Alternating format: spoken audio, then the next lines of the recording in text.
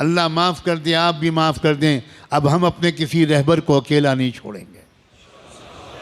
تم نے اگر رہبروں کو اکیلا چھوڑا ہے تب حکومتوں کی ہمتیں بڑھتی ہیں۔ تو کبھی مولانا کلیم صدیقی صلی علی رسولہ الکریم، اما بعد، فاعوذ باللہ من الشیطان الرجیم، بسم اللہ الرحمن الرحیم۔ معزز حاضرین و سامعین، السلام علیکم ورحمۃ اللہ وبرکاتہ۔ امید کرتا ہوں آپ تمام حضرات خیر و عافیت سے ہوں گے۔ اللہ آپ لوگوں کو اسی طرح ہمیشہ خوش رکھے۔ میرے بزرگوں، آج کی اس ویڈیو کے اندر حضرت مولانا خلیل الرحمن سجاد نعمانی صاحب کی ایک ویڈیو ہونے والی ہے، بڑی ہی زبردست ہے۔ حضرت نے تمام مسلمانوں کو ایک پیغام دیا ہے، ایک نصیحت کی ہے کہ جو چاہے جس مسلک سے تعلق رکھتا ہو، آج کے حالات یہ ہیں کہ ہر مسلک والا یعنی کہ ایک پلیٹ فارم پر جمع ہو جائے، ایک مسلک کے دوسرے مسلک والے علماء ایک دوسرے کی دعوت بھی کریں، ایک دوسرے سے ملیں بھی، اور ایک دوسرے کا ادب و احترام بھی کریں۔ ان تمام چیزوں کو لے کر حضرت نے مفتی سلمان اظہری، مولانا کلیم صدیقی صاحب قدرت والوں کو لے کر بڑی ہی بہترین اور جو ہے نا زبردست باتیں کی ہیں۔ تو میں چاہتا ہوں آپ بنا کسی تفریق کے اس ویڈیو کو سنیں، اور جتنا ہو سکے ویڈیو کو لائک اور شیئر ضرور کیجیے، اور اگر آپ نئے ہوں تو چینل کو سبسکرائب بھی کر لیجیے۔ آئیے آپ حضرت کی ان باتوں کو سماعت کر لیجیے۔ ہوئی، اللہ معاف کر دے، آپ بھی معاف کر دیں۔ اب ہم اپنے کسی رہبر کو اکیلا نہیں چھوڑیں گے۔ تم نے اگر رہبروں کو اکیلا چھوڑا ہے تب حکومتوں کی ہمتیں بڑھتی ہیں۔ تو وہ کبھی مولانا کلیم صدیقی کو بند کر دیں اور کبھی مفتی سلمان اظہری کو بند کر دیں۔ لا حول ولا قوت الا باللہ۔ ہم سب ایک ہیں۔ مسلک کی بنیاد پر لڑائیاں بند کرو۔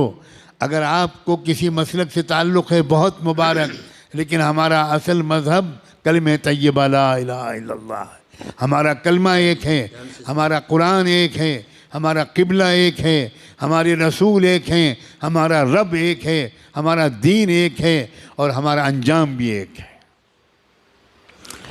کسی طرح کا جھگڑا نہیں۔ یہ اہل سنت کی مسجد ہے اور یہ تبلیغیوں کی مسجد ہے۔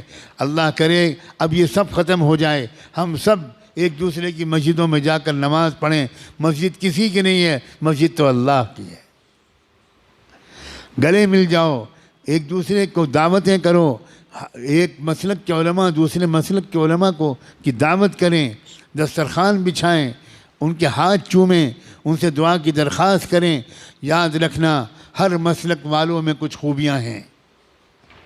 یہ سب مسلک مل کر ایک امت بنے گی۔ اب کب تک یہ مسلک کا ہم لوگ ڈھول پیٹیں گے؟ اب بن جاؤ ایک امت، اس لیے کہ دشمن ایک امت بن گیا۔ اللہ قرآن نے اعلان کیا ہے، والذین کفروا بعضهم اولیاء بعض الا تفعلوه تکن فتنة فی الارض وفساد کبیر۔ کفر کی طاقتیں ایک امت بن گئیں، ایک قوم بن گئیں، ایک جماعت بن گئیں، ایک سنگٹھن بن گئیں، ایک تحریک بن گئیں۔ آپس کے اختلافات انہوں نے ختم کر کے ایک ہو گئے وہ تمہارے خلاف۔ الا تفعلوه تکن فتنة فی الارض وفساد کبیر۔ اگر تم بھی ایک نہیں بنو گے، اگر تم ایک دوسرے کے مددگار نہیں بنو گے، تو یاد رکھنا تمہاری اس بدماشی کی وجہ سے، تمہاری اس بدفعلی کی وجہ سے پوری دنیا میں فی الارض فتنة و فساد کبیر، بہت بڑا فتنہ و فساد پھیلے گا تمہاری پھوٹ کی وجہ سے۔